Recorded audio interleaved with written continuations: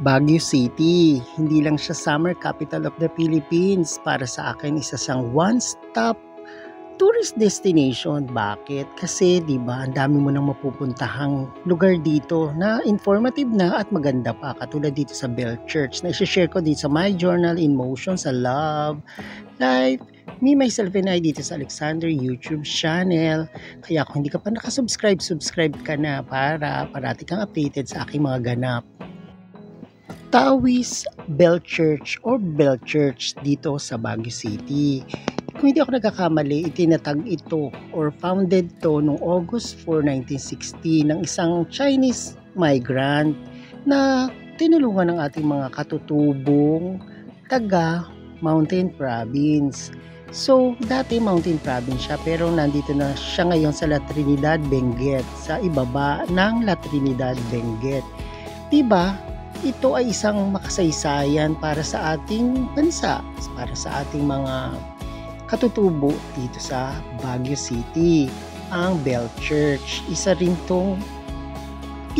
ito sa mga atraksyon dito sa Baguio City, di ba? Dahil sa kanilang makukulay na istruktura at yung kanilang garden landscape na napakaganda sa paningin. Sa pagbisita nyo dito, mararamdaman nyo yung peace of mind, tsaka magkakaroon pa kayo ng parang maliit na kaalaman dahil meron ditong pwede nyong gamitin na yung silid na maraming libro para basa-basahin natin kahit papaano. Magkaroon tayo ng pukaw sa ating mga isipan ng kaalaman tungkol dito sa Bell Church na tinayo nga noong August 4, 1960.